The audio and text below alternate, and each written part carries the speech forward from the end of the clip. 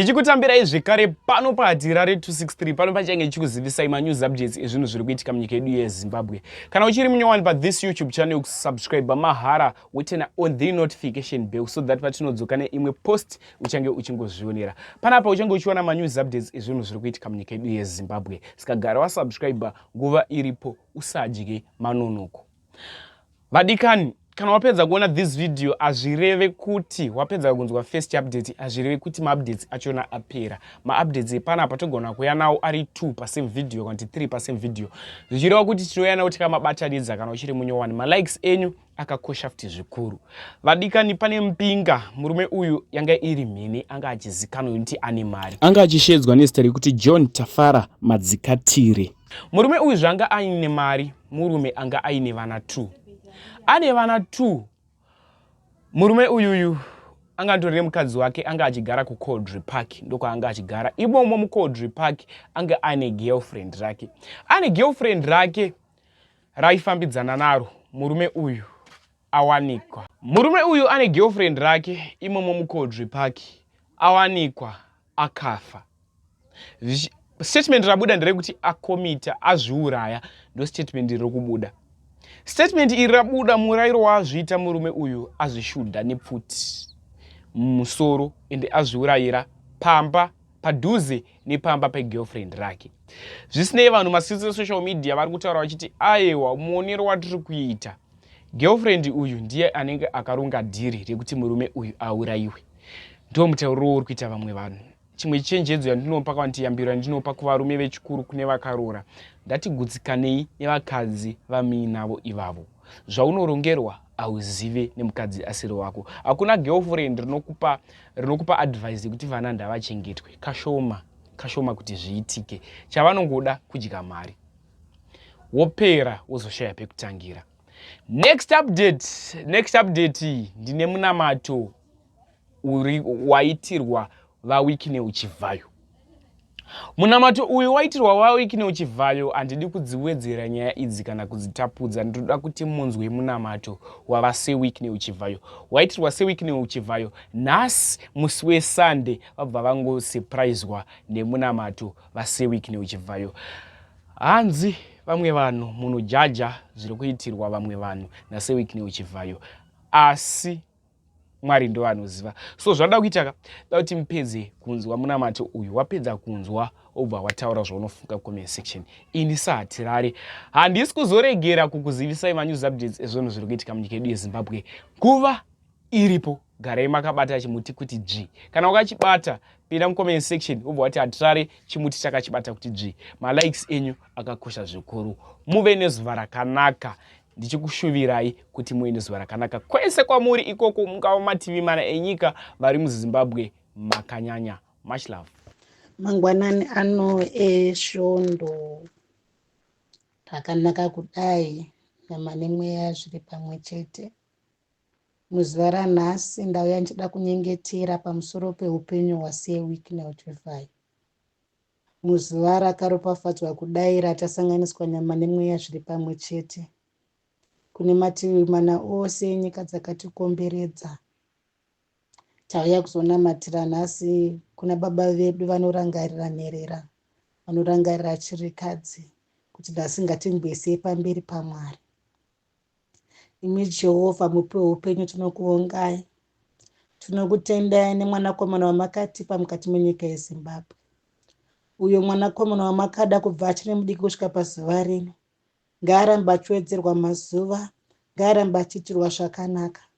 Ndinoziva kuti munamato ucharwadza vazhinji. Vamwe vachataura nematauriro avo nemaonero avo nemafungiro avo, asi kune vanoziva chinhu chinonzi rudo. Muchona wamasimba ose vachava nepazuva rino. Muchona wangu makanaka, makatendeka muzita raJesu. Baba, tinoda kungokutendai nemwanakomana wamakaropafadza mukati menyika yeZimbabwe. Uyo anogona zvatisingagonesu vamwe, uyo anonzwa mwoyo kurwadza nekusumudzira vana vemunyika yeZimbabwe. Muchona wamasimba ose makamuda mukamupa. Ndizvo rambai muchingomuitira zvakanaka. Ndizvo rambai muchingomurangarira Mwari. Paanobvisa pose muchona wamasimba ose ngapawedzerwe. Mhuri yake save inoshaya kana kuti inonyunyuta kana inova inogunun'una muchona wamasimba. kasi ngavaitirwo zvakanaka nekuti vagona kupiwa chipo chisina vazhinji. Mwari, chipo chizere nerudo, chipo chizere neupenyu. Muchona wamasimba ose asingatarise umumu, asingatarise kuti nhinga anazvo kana kuti haana. Muchona wamasimba ose ndizvo makamupa nyange netarende iroro rekupa. Munaramba muchimitira zviombe Jehovha wetsitsi, Jehovha nyasha zhinji. Muramba muchimuropafadza muchona wamasimba ose makatendeka.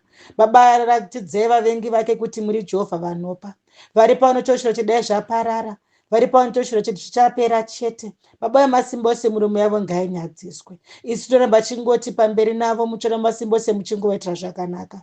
Simudziraiwo kutenda kwake muchona wamasimba ose. Rwiraiwo hondo dzingadai kusumudzwa nevapenyu. Vangashure chidai zvenga zvapera muchona wamasimba ose vachinyadziswa. Baba, ropafadzai nyange nemhuri yake, ropafadzai nyange nemba yake akabva mukuvaka iyo zvino. Muchona wamasimba ose ngaisimbiswe ndizvo ndimi. Ngavaropafadzwe, ngavagare vane imba ine mufaro, nekuti imba isina Jesu haina upenyu. Zvino mangwanani ano Jehovha changamire makatendeka. Ndainamatira imba yavachibvayo muchona wamasimba ose. Ndaiungudzira panguva dzino muchona wamasimba ose. Munaramba muchimitira zvakanaka. Vane godo neshaisani vachinyadziswa. Muchona wamasimba ose vachimukandira mugomba reshumba. Zviratidzei kuti muri Mwari vanorangarira. Semaitira makaita kunana Janiro muchona wamasimba. Vakandwa mukati memukanwa wamaipisa muchona wamasimba. Vamwe vachikandwa mumakomba emoto muchona wamasimba. Mazviro kwazvo vana kuwanikwa vakatsva. Mazviro kwazvo vana kuwanikwa vakadyiwa neshumba dzine nzara. Baba wemasimba ose, ruoko rwake ngarambe ruchingotambanudzwa.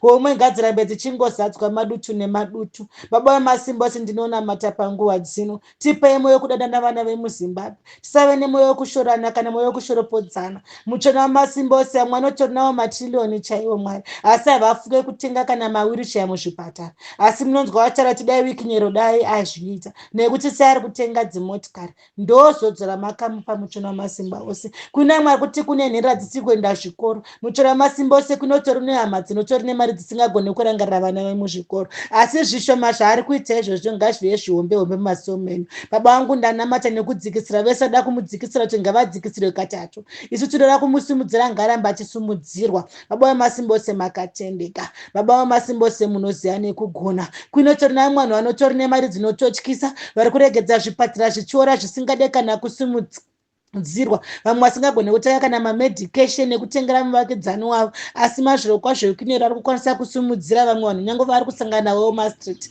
achikwanisa kuvapa zvishoma zvaainazvo. Ndizvo toda kungokutendai Jehovha samasimba. Ngaaramba achiitwa zvakanaka murandarume, nekuti makamuda mukamuprofita, nekuti muromo nyaureve nhema Jehovha. Baba mangwanani ano ndinoona mata. Baba mangwanani ano ndinoona matira upenyu hwake. Ndirousumudza neminzwa inobaya muchona wamasimba ose, kuti wese ane gwenzi kana ane mushonga Mwari angade kuparadza kana kuda kumubvutira zviri mumaoko, Jehovha wamasimba ose ngavanyadziswe. Baba vangu, ndakunamatai mangwanani ano. Mazviita mukati menyika yedu yeZimbabwe, matiratidza makatirangarira Jehovha vakuru. Muchona wamasimba ose makatendeka. Ndinoda ngokuvongai nekuti munogona. Rambai muchingomitira zvakanaka mwana wenyu nemhuri yake, nyange nevana vake muchona wamasimba, nyange nevachazoberekwa muchona wamasimba, nyange nemhuri yese machibvayo Mwari, varoora, vazukuru, hanzvadzi, vaning'ina muchona wamasimba ose ngavaramba vachirangarirwa musa nemuropa raJesu. Amen.